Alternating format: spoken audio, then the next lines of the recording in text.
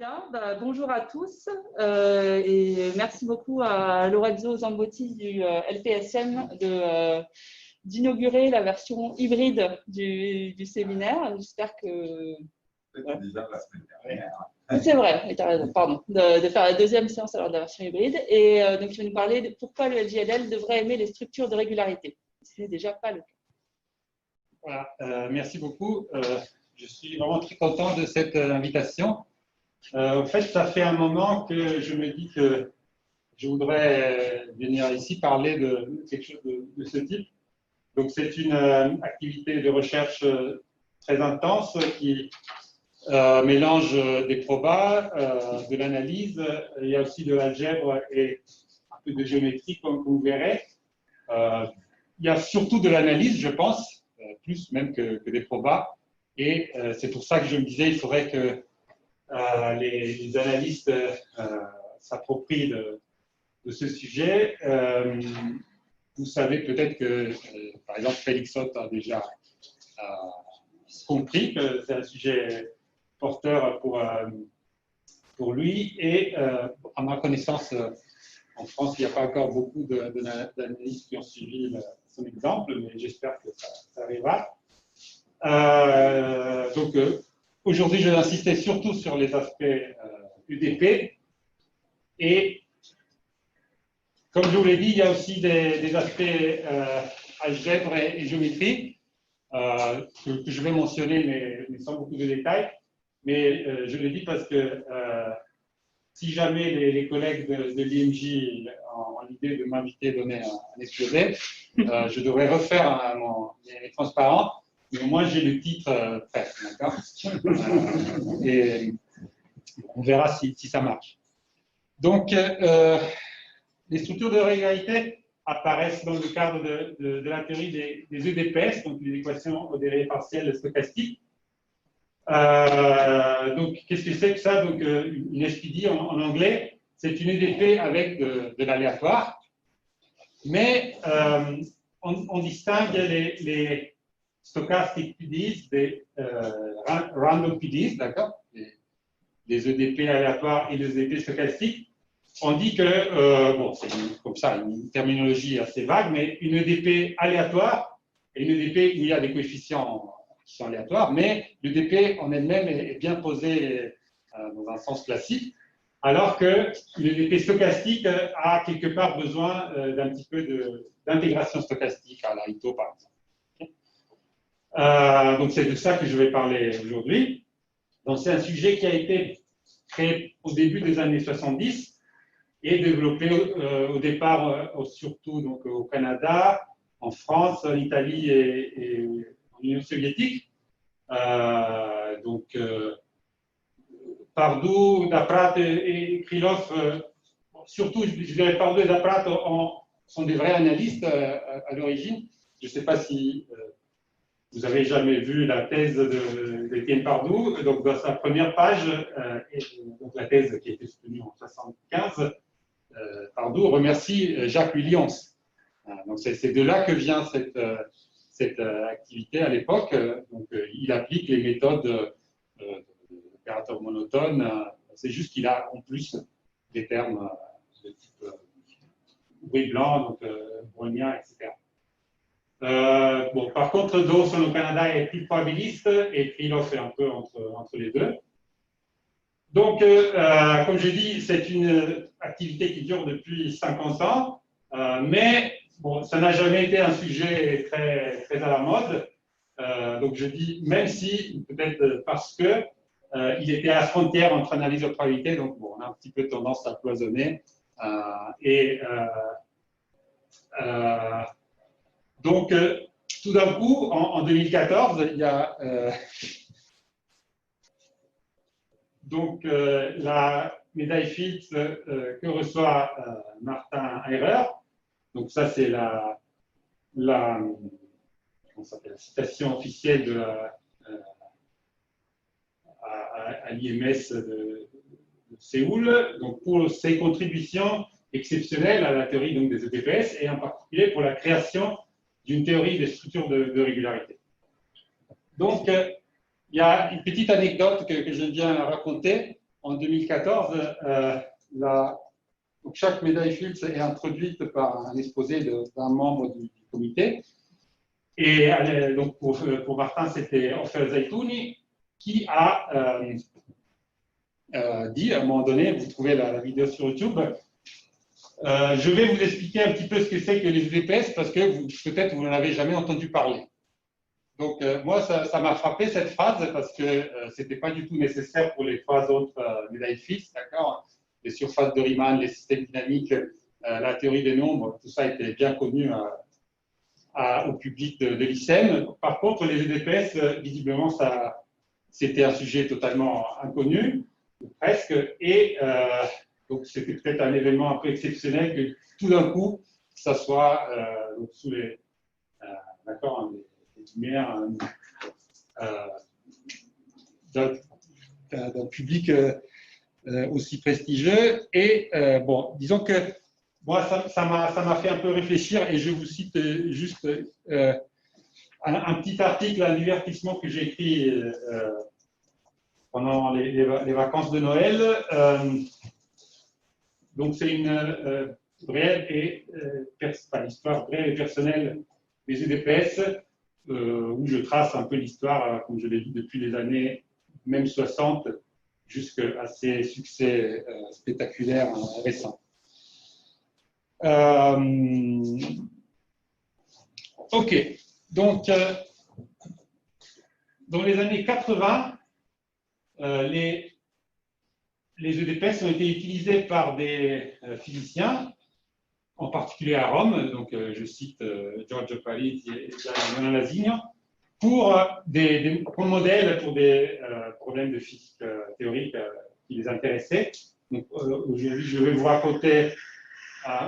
Je vais prendre comme exemple l'équation de KPZ et l'équation de Phi4, 3.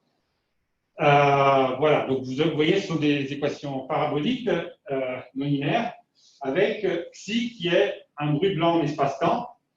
Alors, qu'est-ce que c'est que ça? Donc, c'est une distribution aléatoire sur l'espace-temps que vous pouvez réaliser par exemple comme ça. Xi de Tx égale somme sur K, donc la dérivée d'un brownien Bk en temps et multiplié par Ek de X, où alors Ek est un système orthonormal complet quelconque de LD de RD, où ça pourrait être dans un domaine, de liberté là-dessus, et donc Bk c'est une suite de browniens indépendants. Donc sur chaque mode de Fourier, vous avez un brownien et ils sont indépendants. Donc ça s'appelle bruit blanc en espace-temps parce que donc c'est une distribution gaussienne qui donne valeur indépendante telles que les valeurs en points différents en espace-temps sont indépendantes. Pour l'intuition, on est beaucoup plus régulier en temps qu'en espace. En fait. On est un peu plus régulier que, oui, donc du genre que ça va être un demi en espace et un quart en temps.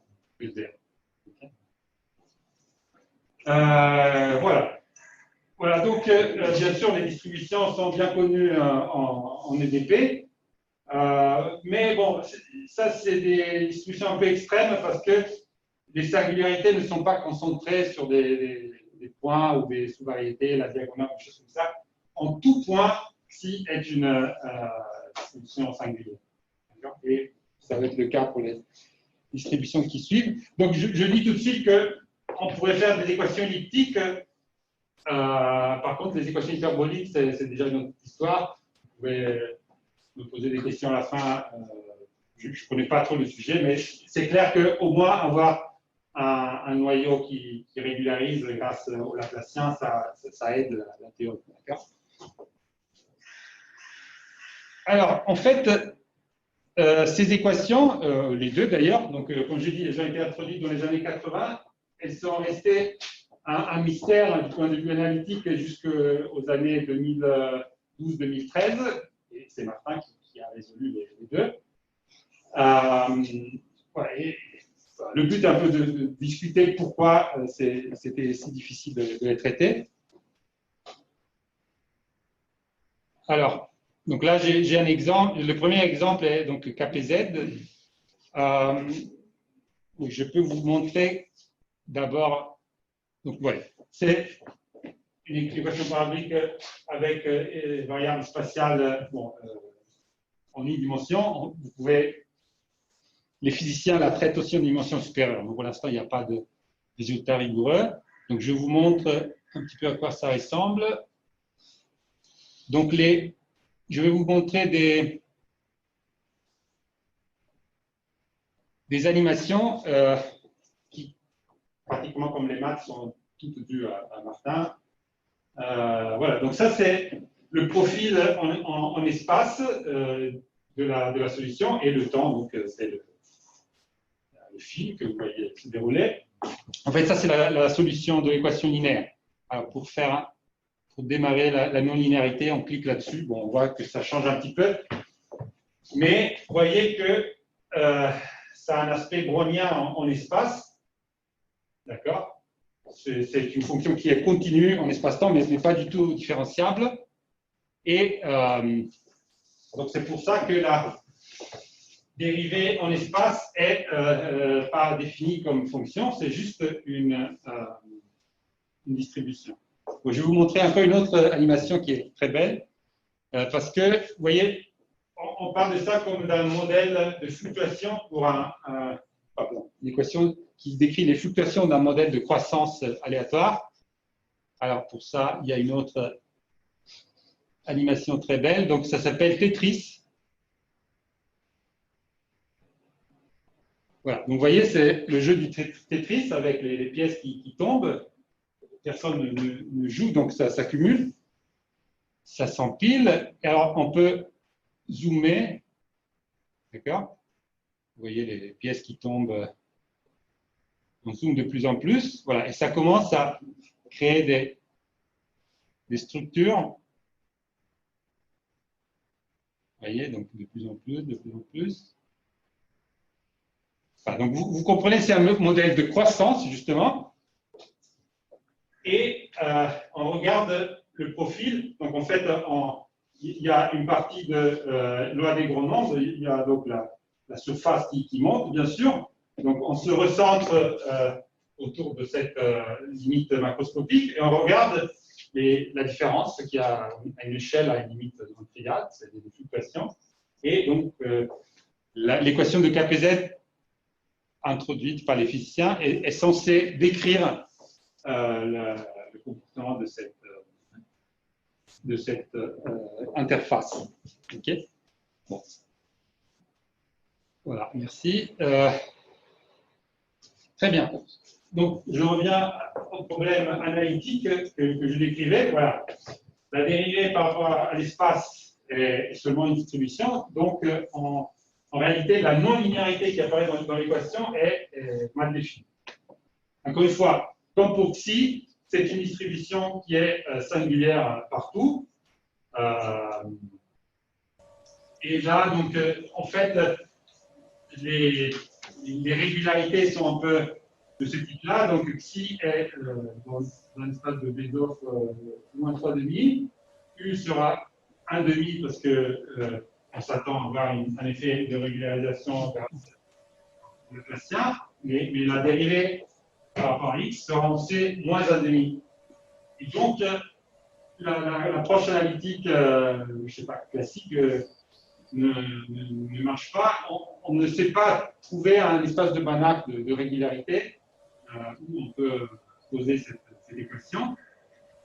Et pire que ça, c'est la même notion d'une solution qui n'est pas claire. Qu'est-ce que ça veut dire de calculer ce carré? Bien sûr, les physiciens l'écrivent sans problème. Oui, ça marche mieux, juste pour comprendre. C'est un peu l'équation linéaire. Alors, tu dis l'équation linéaire. Quand on pose V égale exponentielle U, ça n'est pas xi fois V. J'imagine bien que ça marche pas. Si, alors, si. Ça, très bien, merci. La transformation de Hopf-Call marche parfaitement. Donc, c'est un cas particulier, bien sûr, mais c'est ça partie du mystère. Donc, il y a une solution explicite à une équation qui n'a pas de sens. D'accord? C'est tout à fait ça. Et je vais, si tu me rappelles ça, je vais y revenir. Effectivement, donc, dans les années 90, on avait fait ça, on avait pris, ça c'est Jacobi d'ailleurs qui l'a fait avec Berkeley, l'équation linéaire, l'exponentielle de ça, et on disait, ça c'est la solution de KPZ. Et c'est un petit miracle parce qu'il y a ce genre de linéarité. Okay, et c'est une très bonne remarque. En fait, il y a eu une grosse activité sur KPZ avant que l'équation soit comprise de façon analytique.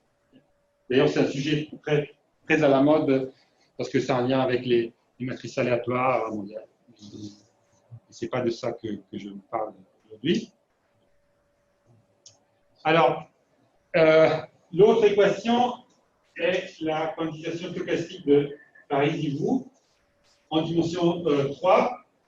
Voilà, donc ici, la variable spatiale est en 3 dimensions.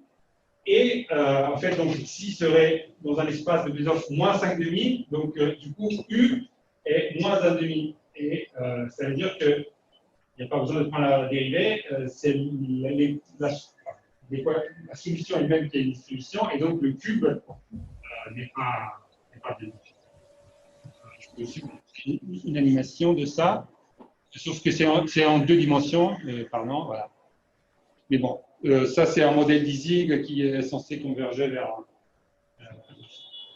stochastique. Vous voyez, c'est assez irrégulier. Et en fait, les animations, comment elles sont faites avec comment la série. Ça, c'est Ising. Ça, c'est en fait une discret avec 2 valeurs, plus ou moins 1. Il faut que les questions, vous les posiez bien fort, parce que sinon les participants disent qu'ils n'entendent pas ce qui passe. Ça, c'est pas la vraie équation, c'est un modèle discret qui est censé converger vers la solution correcte. Mais bon, ça donne une idée. Moi, ils m'entendent. Il y a Michael Goldman qui dit que le son n'est pas terrible. Donc, ouais, je ne sais pas. Là, je ne vais pas rapprocher l'enceinte de toi, mais ouais, je pense que tu parles bien fort.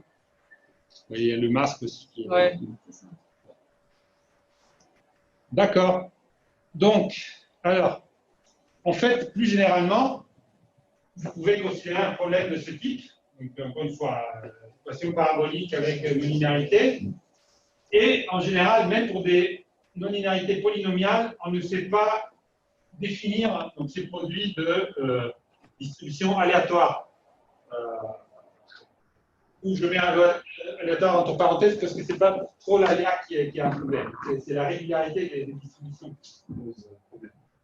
Voilà, et donc les structures de régularité ont été introduites pour donner une théorie d'existence unicité en gros pour ces équations. Ça ne vient pas de nulle part, outre tout un travail sur les équations avec des blancs en espace-temps. Il y a eu donc la contribution d'une théorie qui, a priori, n'avait pas grand-chose à voir. C'est la théorie des chemins rugueux, le rough path, qui a été introduite par Terry Lyons à la fin des années 90 et qui a eu donc des contributions importantes, entre autres, de Massimiliano Rubinelli. Et alors, je vais revenir là-dessus si j'ai le temps à la fin. Donc, les structures de régularité utilisent des expansions locales par rapport à des expansions de Taylor généralisées locales. Donc, il y a une autre approche qui est aussi due à Massimiliano, qui utilise le calcul par différentiel, donc transformé de Fourier. Voilà. Sauf que jusque-là, les structures de réalité sont une approche plus systématisée, alors que moralement, ça devrait être équivalent, mais l'approche avec les paraproduits n'est pas aussi sharp que celui avec les structures de réalité pour l'instant. OK.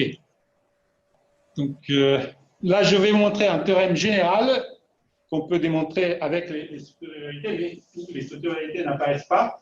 Donc, moralement, quelle est l'approche. Donc, qu'est-ce qu'on fait? On régularise xi epsilon.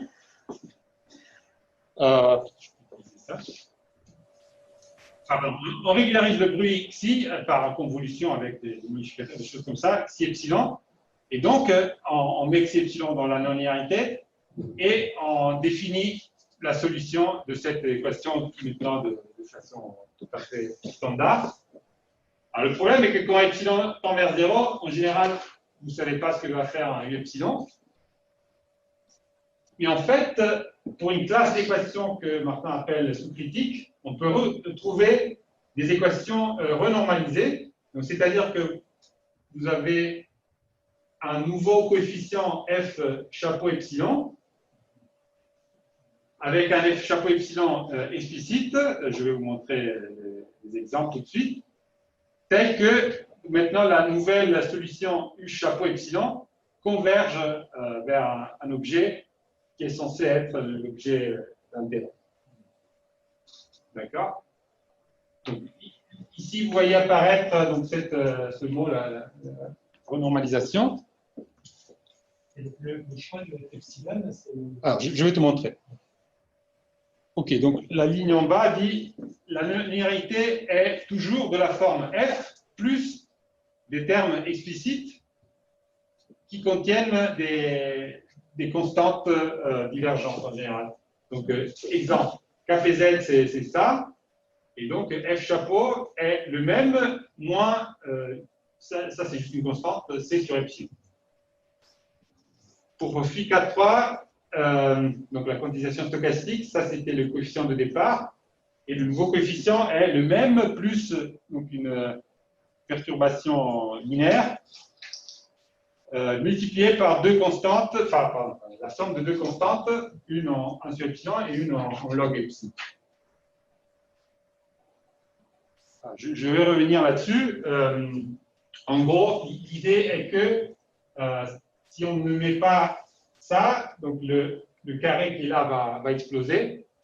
Et donc, il a besoin d'être renormalisé. C'est-à-dire, il faut une compensation qui permette à ça de donner les choses. C'est n'importe quelle constante positive à la règle? Non.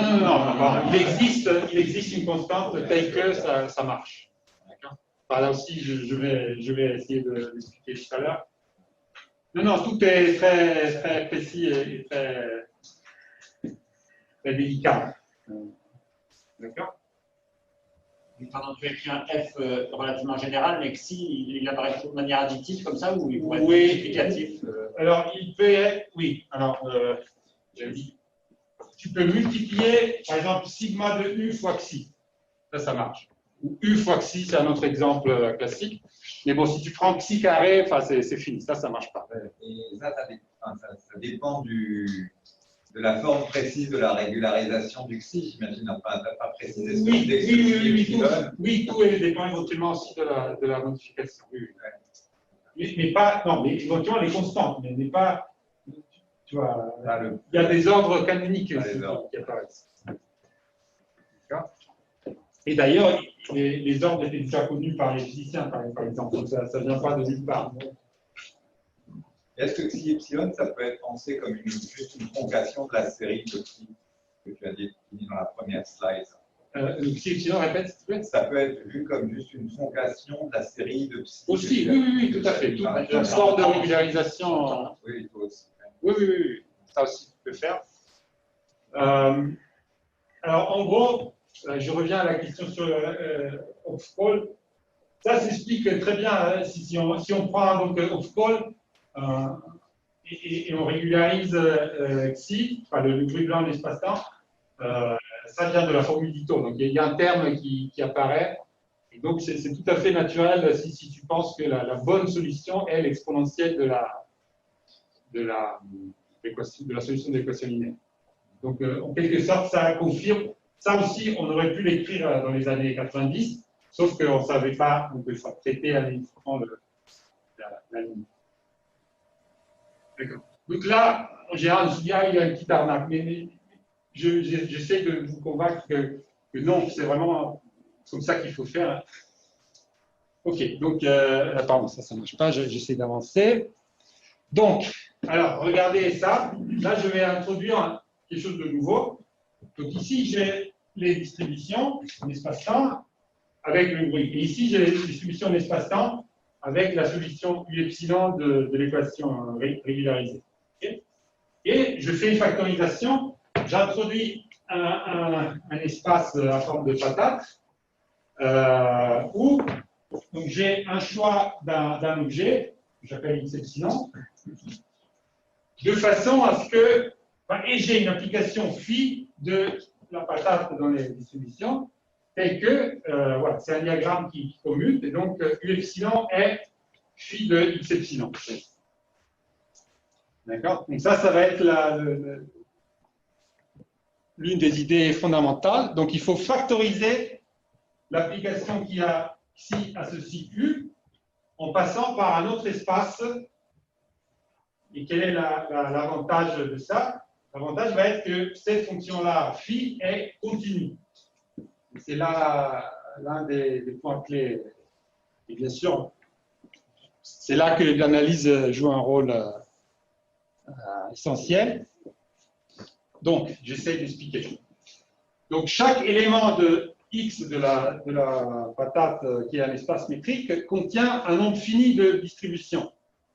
Et la convergence dans cet espace est essentiellement équivalente à la convergence de ces distributions.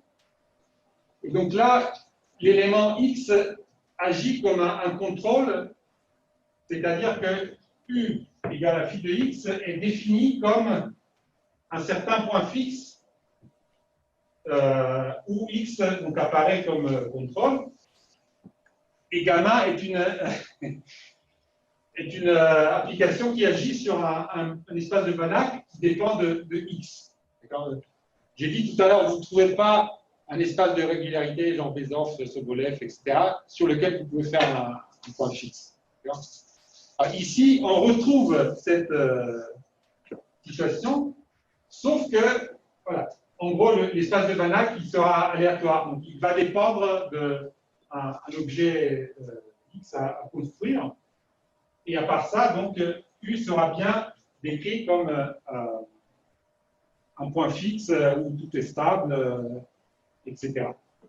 Et intuitivement, à ce stade-là, il y a un moyen de comprendre intuitivement ce que représente l'ensemble. Je vais y arriver, c'est les prochains transparents. Donc, voilà. L'un des résultats de la théorie est que cette application phi est continue.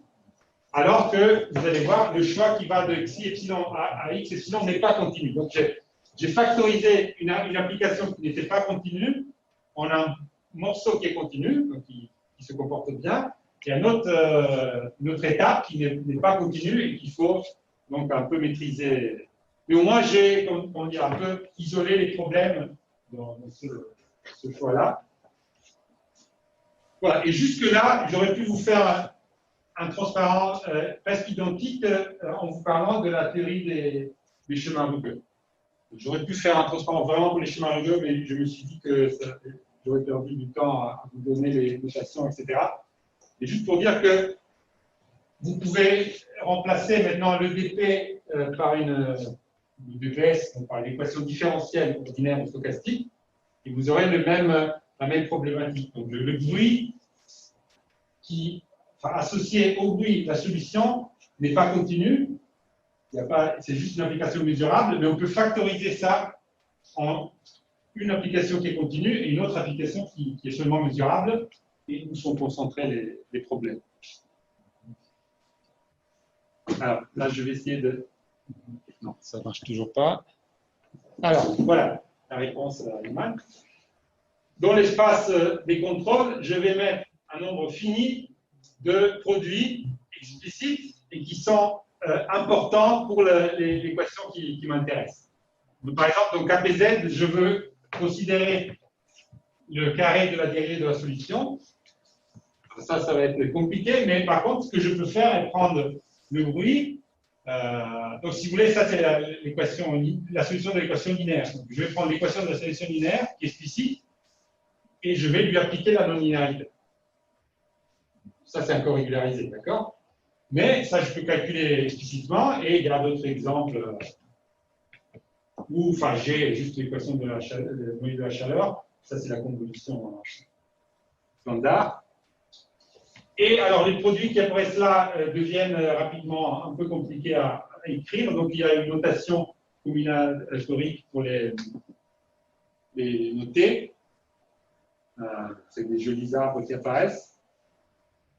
Ici aussi, c'est très important de remarquer que ces produits sont des fonctions non linéaires du bruit régularisé. D'accord ? Ça veut dire en particulier que l'espace des contrôles n'est pas un espace vectoriel. Il y a une structure non linéaire qui joue un rôle important.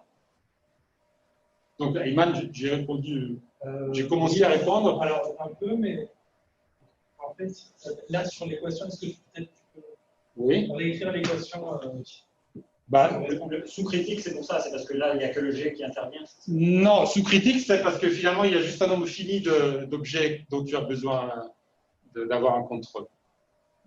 Il y a une question d'Antonin Chambol, en plus, qui demande si G, c'est G1, G epsilon, si en plus un paramètre T. Alors, G, comment ? Je pense, après, voilà. Est-ce que G, voilà. Non, ça, c'est juste que, enfin, c'est G de Tx. Oui, mais donc là, quand tu fais dxg convolé xi epsilon, est-ce que ça correspond à G1 ? Tu vois, juste à la gaussienne, quoi ? Ouais, du coup, GT, c'est égal à 1 ? Parce que là, c'est G. Non, c'est G. C'est G, c'est convolution en espace-temps. G, en dessous, tu mets. Ok, c'est G de T de X. Okay. Oui, c'est une convolution en espace-temps. Okay. En fait, l'espace et le temps sont vraiment une seule variable. Ici, pour reprendre l'exemple de l'équation, il n'y avait pas besoin de toutes les dérivées au carré. La dérivée par rapport au temps, par exemple. Non, il n'y a pas besoin de ça. Le X veut dire que c'est l'espace. Oui. Encore une fois, donc, en gros, le message va être le suivant. Ma solution sera écrite avec une expansion de Taylor autour de monômes généralisés qui sont définis sur la base de ces objets explicites que je contrôle. D'accord ? Je vous donne les monômes qui sont construits à partir de ces 15 fonctions, par exemple, explicites, et vous êtes capable de représenter localement votre solution qui sera proche de ces fonctions-là. Donc, encore une fois, ça va être l'espace de Banach des fonctions qui sont localement décrites par des objets de ce type-là.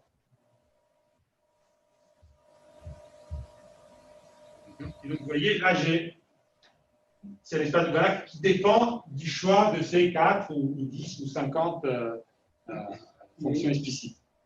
Xi epsilon, c'est la régularisation d'un brownien, par exemple. Oui. Donc, régularisé dans quel sens? Pour rendu dérivable? Oui, par exemple, même c'est infini. Enfin, j'ai modifié, je l'ai rendu bien gentil. Et après, le but est bien sûr de passer à la limite. Donc, dans la suite de la question d'Antonin Chambol, qui dit, du coup, tu supposes bien que T est strictement positif dans les convolutions. Oui. Tu as des supports de convolutifs qui assurent que tu... Il n'y a pas tous les détails sur les transparents, vous m'excusez. Alors, maintenant, là, il y a un changement par rapport au chemin rugueux. Ce qui se passe, c'est que même ces produits-là sont mal définis à la limite. Donc, par exemple, si je prends l'expérience de cet objet-là, c'est facile de voir que ça tend vers plus l'infini. Donc, en fait, en général, ce relèvement que j'ai pris du bruit dans cette famille de distribution ne converge pas dans l'espace de contrôle. En fait, en général, il n'y a pas un relèvement simple du bruit, du vrai bruit. Et donc, en quelque sorte, on est encore bloqué.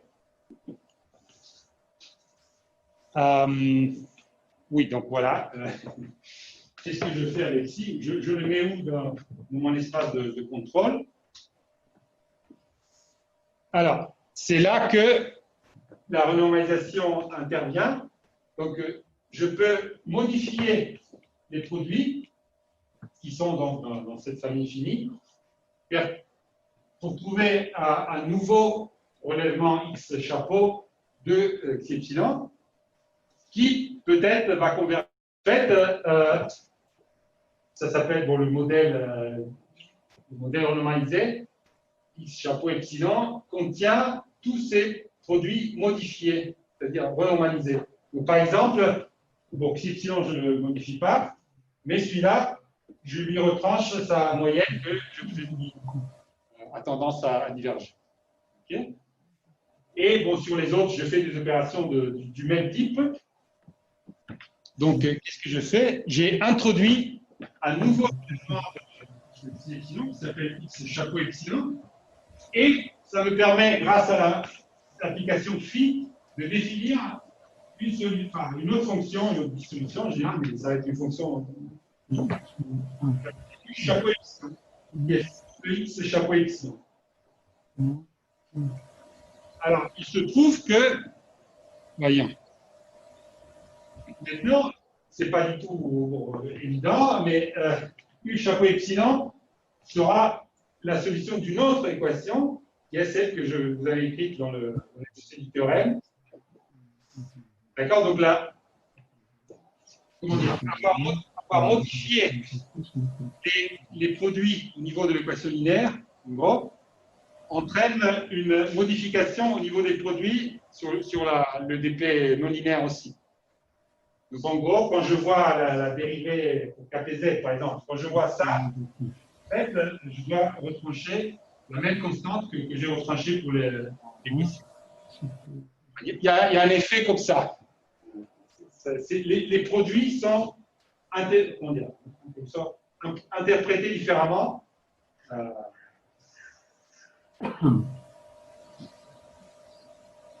Donc là, je vois les constantes. On disait tout à l'heure que le C, ça ne dit pas, c'est l'espérance, il est où? Ça, c'est quelque chose du genre C sur epsilon. D'accord? Et voilà, et donc maintenant, la continuité de phi joue un rôle essentiel. Donc, si je suis suffisamment malin, donc je trouve un modèle X epsilon chapeau qui converge presque sûrement vers X chapeau dans l'espace linéaire M. Et du coup, grand phi me permet de définir un U chapeau comme le phi de X chapeau et avoir la convergence de U chapeau epsilon vers U chapeau. Alors que, j'ai dit tout à l'heure, U epsilon, en général, on ne sait pas ce qu'il fait, s'il converge ou pas. À nouveau, c'est une question quand même. Il y a un choix dans le. Donc, tu disais, il y a une manière de faire pour une convergence. Et là c'est arbitraire.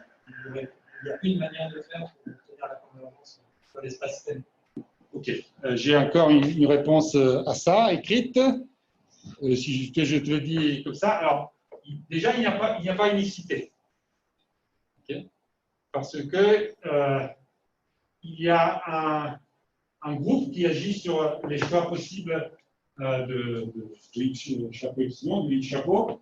Ça s'appelle le groupe de renormalisation. Donc, il y a des paramètres qu'on peut varier. En gros, parce qu'une constante infinie plus 1 est encore une constante infinie. On peut jouer là-dessus et c'est structurel. En gros, ces produits mal définis, il reste, il y a des ambiguïtés qu'on peut, sur lesquelles on peut jouer. D'accord ? Cela dit, après, typiquement, la physique peut décider s'il y a un choix meilleur qu'un autre. Pour KPZ, pour phi4, on sait quelles sont les solutions intéressantes. D'accord ? Mais du point de vue analytique, et ça c'est vrai pour les équations stochastiques aussi, il y a Stratonovich, il y a Ito, et les deux théories sont bonnes. Et c'est exactement la même chose ici. On peut changer des paramètres et avoir des théories différentes. Mais phi est toujours la même, par exemple. Tu vois ? Tu disais que le problème d'équation au final était bien posé, c'était modulo ce choix. Modulo ce choix que tu fais. Et donc, encore une fois, les équations sous-critiques sont celles pour lesquelles il y a un nombre fini de paramètres à fixer, il y a un nombre fini d'objets à contrôler. D'accord? Oui. Et par contre, tout à l'heure, j'ai l'impression qu'il y avait une méthode de normalisation, une seule qui est présentée, qui était tous les objets grés. Je leur enlève leur référence. Ouais. Et ça, c'est la normalisation. Et là, maintenant, c'est, et d'autre part, si je veux, je peux en fait rajouter des plus Ouais. Ouais. Mais il y a bien une méthode. Non. Moi, je vous ai présenté celle-là. Donc, il y en a une qui est un peu plus canonique que les autres, qui consiste à centrer effectivement des objets. Mais comme je dis, il y a toujours un groupe, en général, c'est un groupe de lignes finidimensionnelles qui agit sur ces solutions. Oui. Est-ce que c'est raisonnable de dire peut-être que la solution c'est phi? Oui, en quelque sorte, oui. Alors, ça dépend la solution à quoi. Ok. Tout étant fixé dans l'équation, Oui. l'application qui est au bruit associe la solution. Alors, laissez-moi passer. Alors, effectivement, là, je l'écris, par exemple, ici. En fait, si tu considères que le vrai bruit n'est pas xi, mais c'est x, alors la solution est phi. Et c'est ça le bon point de vue. Donc, du point de vue analytique, il faut avoir fixé ces objets-là, ces distributions. D'accord? Et ensuite, alors, on a une vraie EDP, bon, un peu bizarroïde, mais. Et un phi, ça va être la solution d'un point fixe. Alors, le phi, tout à fait, je l'ai. Oui, donc, le phi est défini là, donc c'est un point fixe dans un espace de Banach qui dépend de x chapeau et donc qui est contrôlé par x chapeau. Parce qu'encore une fois, j'insiste, c'est vraiment une idée, je pense, très belle. Alors, encore une fois, n'oubliez pas que à la limite, là, vous avez des distributions. Donc, les distributions qui sont dans x chapeau vous définissent des monômes en chaque point généralisé et qui vous permettent de faire des expansions de Taylor en chaque point. Et votre solution sera décrite localement par ce genre de monôme. Alors, pourquoi je disais ça? Ça c'est la partie qui vous permet de définir un phi. Et ça, voilà, ça c'est la partie, comme je disais, analytique EDP. Ensuite, le problème probabiliste est de montrer qu'effectivement, on peut, à partir d'un bruit blanc, par exemple, relever un objet qui ensuite converge bien vers un.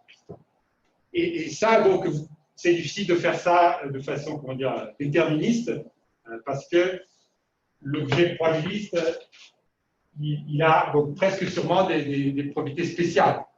D'accord? C'est un peu comme vous faites une moyenne, vous ne prenez pas les pires cas, vous prenez des cas. D'accord? Du coup, les méthodes numériques, en fait, doivent intégrer cette histoire de renormalisation ou voilà, ça se... Donc, les méthodes numériques, ça, je ne connais pas trop. Je ne sais pas s'il y en a eu beaucoup encore, mais. Comment tu construis des méthodes numériques qui vont converger vers le chapeau?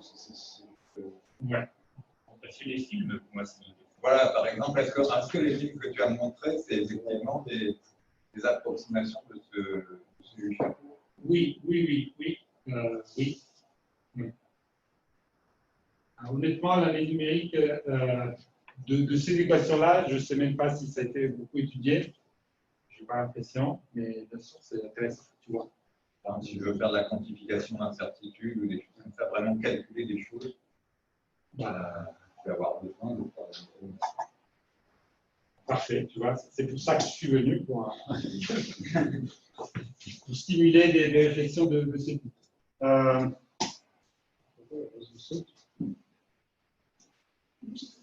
Voilà, donc disons, j'ai encore pas mal de transparence, pas beaucoup de minutes, mais moi, je peux même plus ou moins m'arrêter là. et insister sur ce que j'ai déjà dit. Alors d'abord, je vous rappelle que l'espace M est non linéaire. Ça, c'est très important. Dans la théorie des chemins rugueux aussi, c'est essentiel. La structure non linéaire permet voilà, de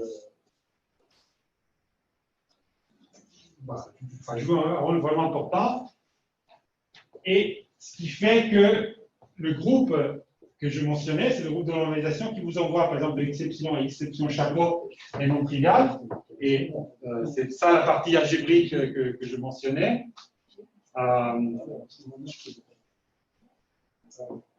Dans les schémas rugueux, il n'y a pas la renormalisation en général. Pour eux, c'est plutôt une anomalie que ça ne converge pas. Mais par contre, ici, dans ces EDP, c'est structurel. C'est parce que donc, ces produits sont vraiment… Enfin, non, ok, pardon. Dans les schémas rugueux, les produits sont mal définis dans le sens qu'il y a une ambiguïté. Par exemple, on peut passer de Ito à Stojanovich. Il n'y a pas un choix canonique, forcément. Ici, c'est pire que ça. Il faut même donc, retrancher ces constantes infinies, parce que sinon, il n'y a carrément pas de convergence. Bon, alors, pour faire une petite pause, je vous montre une autre EDPS. Ah oui, pardon, j'avais encore un transparent. Donc ici, j'insiste encore une fois sur le fait que cette application-là est continue, et donc elle est sous contrôle. Par contre, celle-là n'est ni continue, ni unique. D'accord? Comme je le dis là, donc il y a un groupe qui agit sur le choix possible du X-chapeau. Et ceci est relié à la présence donc, de ces constantes divergentes. Voilà. Et je disais tout à l'heure, si vous pensez que c'est une arnaque, moi je vous réponds que la renormalisation est le choix de l'approximation correcte.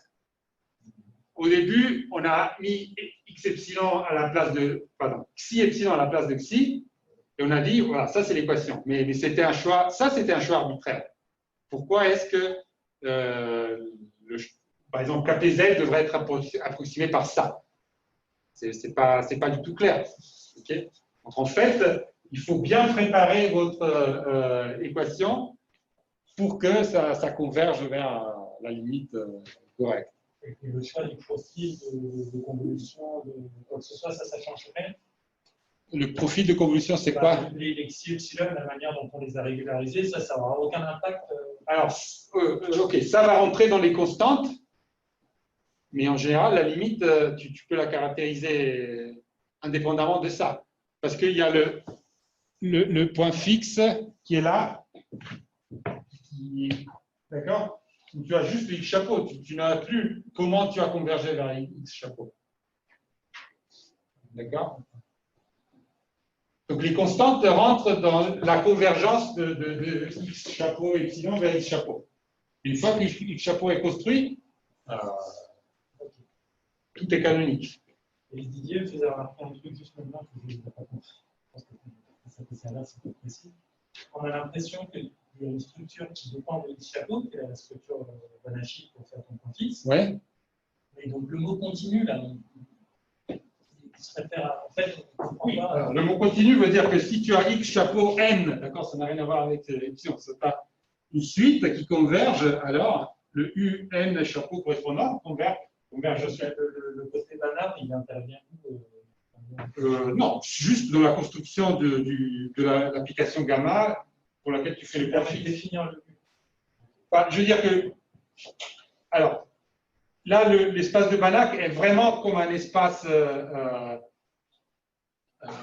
Il faudrait que je vous donne des détails, mais c'est un espace de coefficients par rapport de ton expansion de Taylor.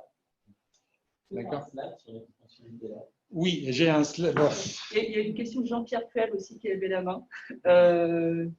Mais je ne sais pas si c'est sur ce slide-là, peut-être je lui donne juste la parole là, si ça te va. Et Jean-Pierre, si tu veux, tu peux activer ton micro si tu m'entends. Oui, oui. Ma question, c'est, bon, Xi est a priori un bruit blanc, mais si Xi est une variable déjà régulière en espace-temps. Il n'y a pas besoin de régulariser. Et cette construction ne donne pas la solution classique, enfin classique, qui devrait être x chapeau epsilon. Donc, en fait, même si tu as en bas une variable qui est lisse, tu as ici plusieurs renouvellement possibles. Tu as le renouvellement, disons, canonique, où tous les produits sont standards. Oui. Mais tu as aussi le groupe de renormalisation qui te permet de les modifier. Et donc, tu auras la même chose. Donc, tu auras phi de ça, tu auras une solution d'une équation qui est aussi modifiée. Donc, où il y a des coefficients qui ont changé parce que tu as modifié les produits à la base. Oui, donc ça donne pas le. Si, il y a au moins un choix possible. Ça donne pas le truc classique, quoi. Non, si. J'avais écrit tout à l'heure que. Il n'y a pas de manière de le choisir, il n'y a pas de raison de le choisir particulièrement. Voilà, si je suis là, d'accord, oui. Phi de x epsilon, donc j'ai au moins un choix canonique qui me donne bien la solution de l'équation de départ. Oui. OK. Mais je peux aussi modifier mes choix et avoir donc des coefficients différents. OK.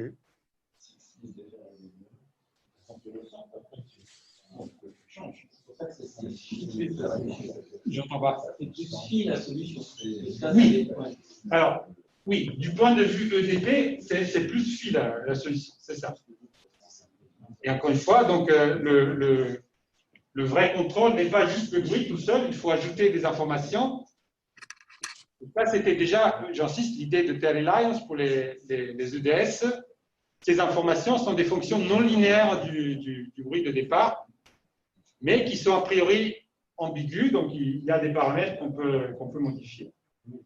Donc, du point de vue des EDP, c'est certainement phi la solution. Et aussi, juste, tu as prononcé le mot paraproduit tout au début. Oui. Donc, est-ce que cette histoire peut se voir aussi comme un traitement du terme non linéaire?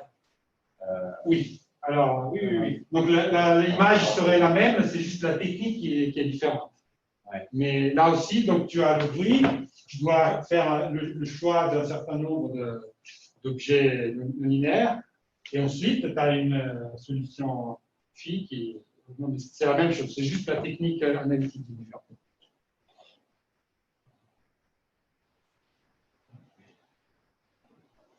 Bon, alors, il y a des questions? Non, c'est bon. Alors, je vous montre encore, bon, après je m'arrête. Une autre équation marrante qu'on considère, c'est celle-là, donc, juste parce qu'il y a la vidéo.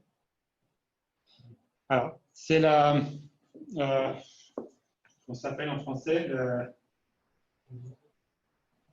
voilà, ça, le curve shortening flow, le flow qui fait quoi? Voilà, c'est ça. Bon. Donc, vous avez un lacet qui prend valeur dans une variété et il y a donc une EDP non linéaire, pardon, qui est celle-là, qui vous fait converger soit vers une jeu des X, soit vers un point. Alors, nous, on a considéré, donc avec, encore une fois, Martin, Yvan Brunet et Franck Gabriel, la version bruitée. Et alors, j'ai une autre image. Voilà, donc ça fait plus ou moins ça. Alors, ce qui est marrant est que là, maintenant, il y a une structure géométrique non triviale. Et c'est toujours le même problème. Vous voyez des dérivés en espace, alors que en espace, c'est censé être essentiellement un lacet brownien dans la variété. Et il y a la normalisation, tout ça, il y a des termes géométriques qui apparaissent dans les constantes de renormalisation et les symboles, il y en a une quarantaine, ils sont décrits par des arbres comme ça. Voilà, il y a tout un combinatoire. C'est ça ce que je disais, la géométrie aussi joue un rôle sympathique.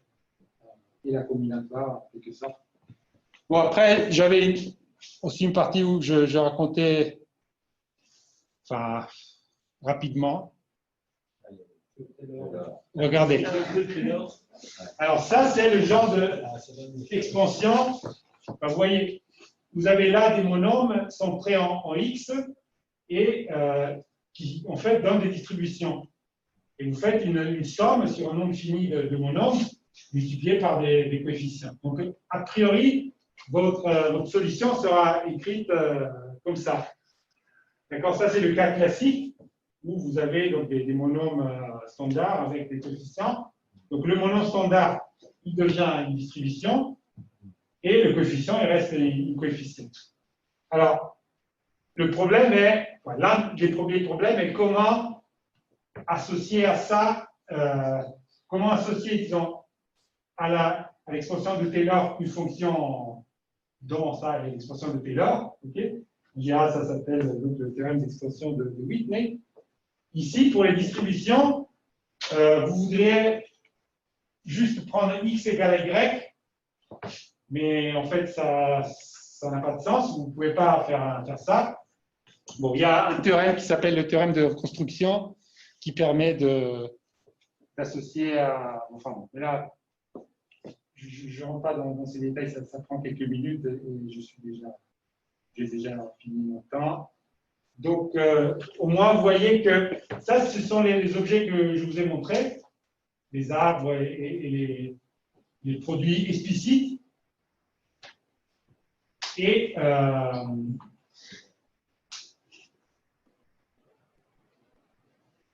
vous avez le droit de modifier ça avec des coefficients et ça va vous donner une distribution qui est localement décrite par ces expansions.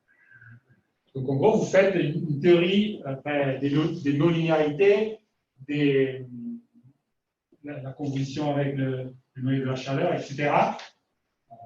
Donc, c'est ça votre espace de Banach. Du coup, ça, c'est bien linéaire. Vous voyez, vous avez fixé votre contrôle, et après, c'est les coefficients qui changent. Ça, c'est l'espace de Banach, mais qui est aléatoire parce que les monomes à la base sont aléatoires.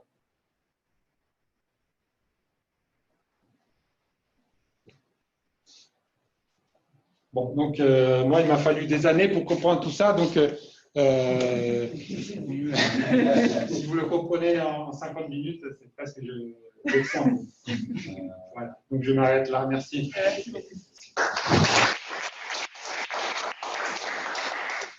Alors, avant qu'on passe à la séance de questions, merci beaucoup pour ton exposé. Je vais juste essayer de voir si on peut monter le volume du micro, parce qu'il y avait quand même pas mal de participants qui se plaignaient qu'ils t'entendaient toi de très loin. Ma question, c'est est-ce qu'il y a des exemples de DP déterministes qu'on a mal comprises, mais où ça peut être utile d'utiliser parce que ça arrive à donner un sens à des trucs qui sont trop singuliers, mais déjà indéterminés. Enfin, je suis à ce niveau-là de compréhension. Oui, oui. Alors,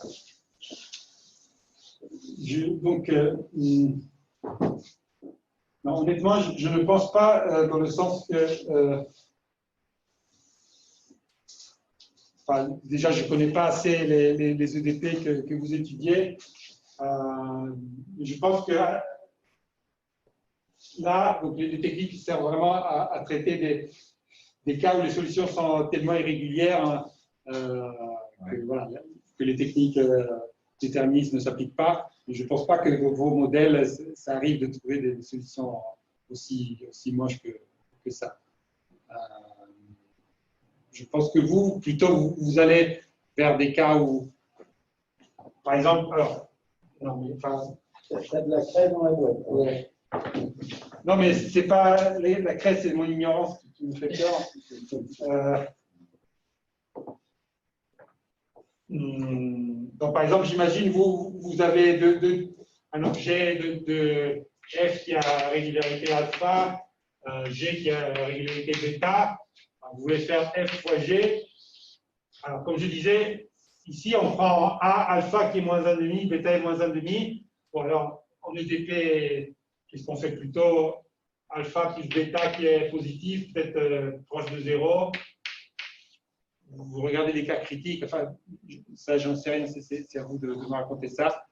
Alors qu'ici, on veut vraiment aller largement en dessous de 0. Mais je ne sais pas si vous trouvez des situations de ce type. Tu vois, c'est dans un cas comme ça que ça aurait un intérêt. Okay, il y a une question de Yann Grenier là, qui demande quelques mots sur l'approche paradifférentielle en comparaison. Ok. Encore une fois. C'est une retranscription audio. Non, mais moralement, c'est la même philosophie. Donc, ce que fait Massimiliano, d'ailleurs, j'avais donné le lien à Massimiliano, je ne sais pas s'il est connecté. S'il est connecté, il peut répondre à ma place. Mais, il est là, il est là. Il est là, bon, très bien. Massimiliano, tu dois m'aider. Voilà, c'est juste que Martin écrit ça comme une expansion de Taylor. Il fait plus ou moins le produit des expansions de Taylor, donc tout est local, alors que Massimiliano, il écrit ça donc, avec 3 termes, le produit résonant, le produit avec les inégalités, et il traite les 3 termes différemment.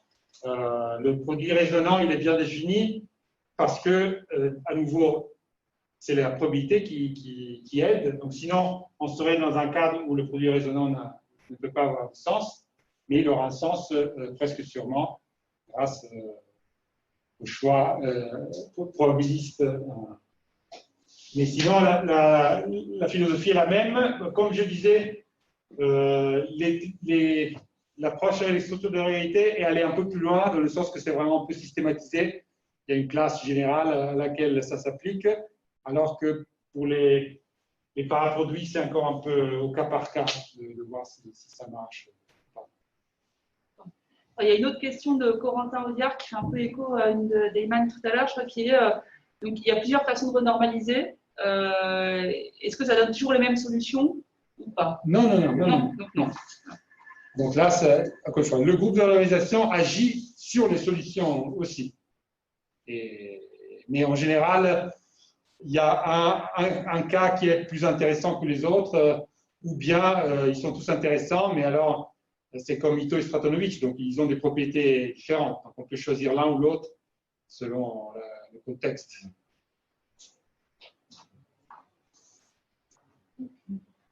Vas-y. Je ne connais pas très bien les modèles que regardent les physiciens, donc je ne sais pas trop si c'est pas un peu artificiel, mais là, les équations, il y avait un Laplacien, et dans les monômes généralisés, il y avait un noyau de la chaleur. Et si du coup, on prend les mêmes équations, on remplace le Laplacien par le générateur d'une diffusion hypoelliptique, est-ce que du coup, on remplace le de la chaleur par la solution fondamentale, est-ce que tout passe? Oui. D'accord. Il faut juste avoir des estimés sur le noyau d'intégration, c'est tout. Mais tout passe facilement. Voilà. Par contre, alors, je dis qu'il y a déjà une activité sur les équations qui ne sont pas paraboliques, donc sur les équations des ondes, il y a des équations dispersives, mais bon, il n'y a pas encore une théorie générale de ça. Massimiliano, par exemple, est l'un des acteurs principaux, et bien sûr, c'est différent parce qu'il n'y a pas un noyau régularisant. C'est aussi un peu au cas par cas, mais ça existe.